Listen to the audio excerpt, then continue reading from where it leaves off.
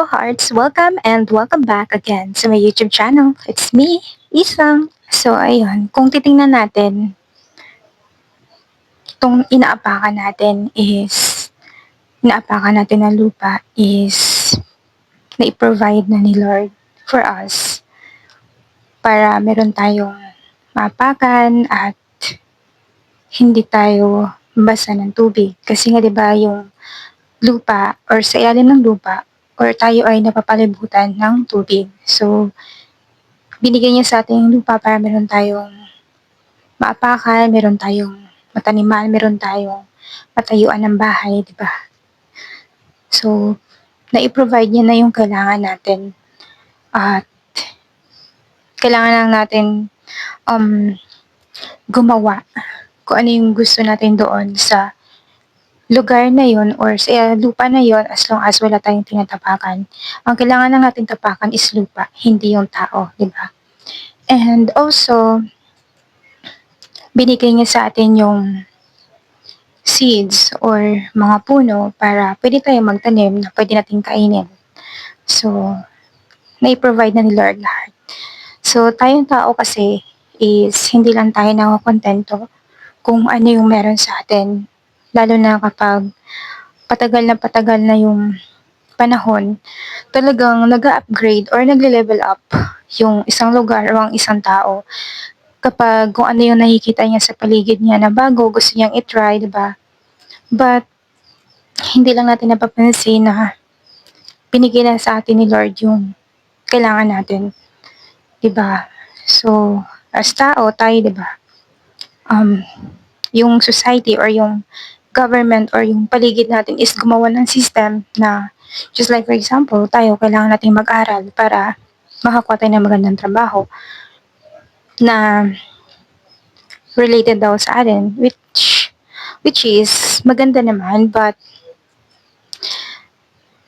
for nowadays kasi hindi na talaga siya minsan na-apply.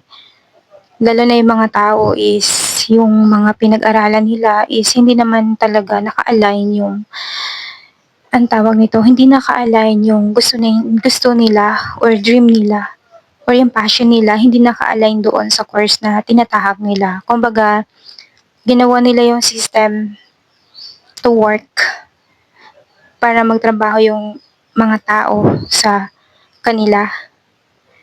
But, parang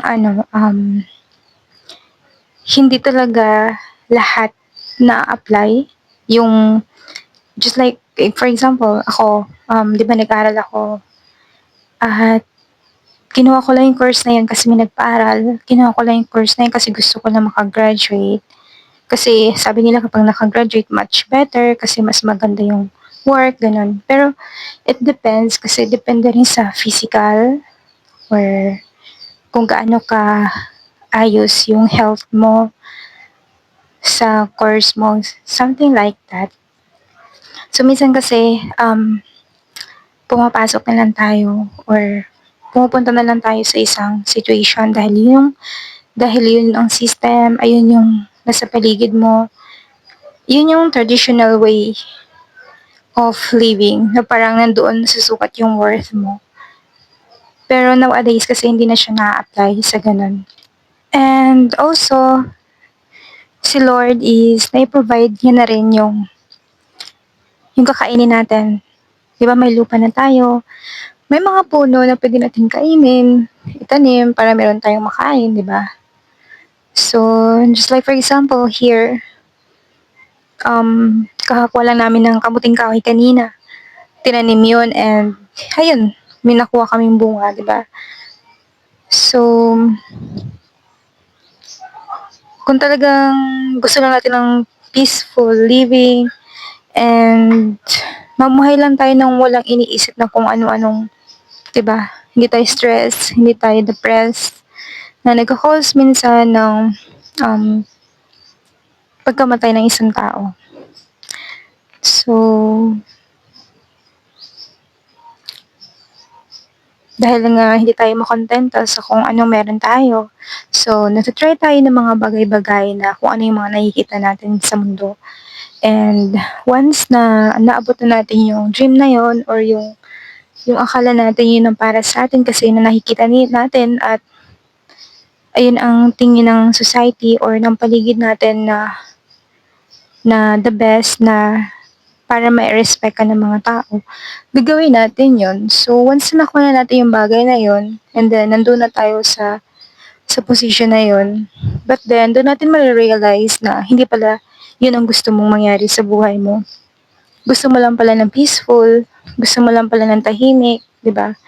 So babalik ka naman doon sa pinanggalingan mo. Na kung tutuusin, doon natin ma-realize na, oh my God, ang galing na ako dito. Binigay na to sa akin, but then, inalisan ko. 'Di ba? So, babalik na naman tayo sa ganun, na may isip natin na, yun nga pala, binigay na pala yun sa akin. Binigay na pala sa akin yung para sa akin. Hindi lang talaga ako nakontento. So, if you feel down right now or feel your just count your blessing and kung healthy ka, mananutulugan ka, may kinakain ka, blessed ka, 'di ba?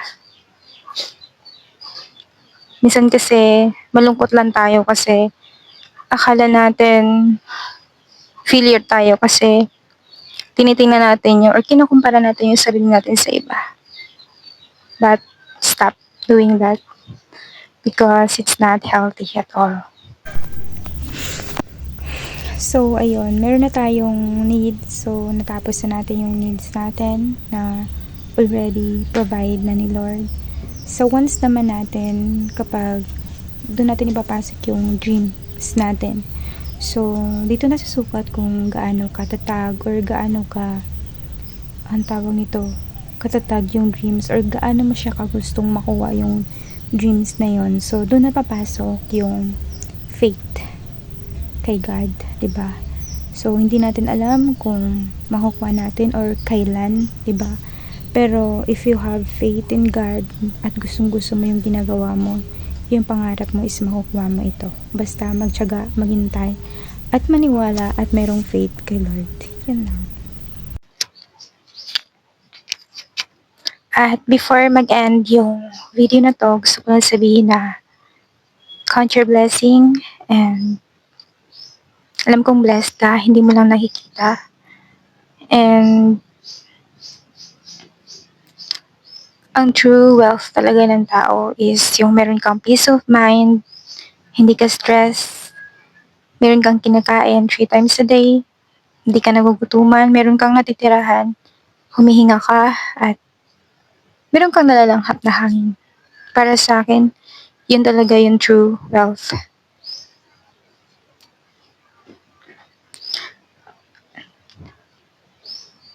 Imagine yung wala kang work, pero may natutulugan ka, meron kang nakakain, 'di ba? God already provides talaga your needs. So, yung tao lang talaga yung hindi nakokontento. So, but right now, I am following my dream here on YouTube. So, I hope samahan ninyo ako. And, yeah, I just want to say, count your blessings. And, ang tawag nito, maging ano lang tayo, maging kontento sa kung ano meron tayo at maging patient tayo kung meron man tayong abutin sa buhay and kung para sa atin, para sa atin at gawa natin ng paraan. And please don't forget to hit the subscribe button. Thank you for watching and I hope meron kayong natutunan sa videong ito kung meron man. And wag niyong kakalimutang mag-subscribe sa channel ko para notified kayo kapag meron akong bagong upload. And samahan niyo ako. And that's all for today's video. Thank you and I'll see you in my next video. Bye-bye!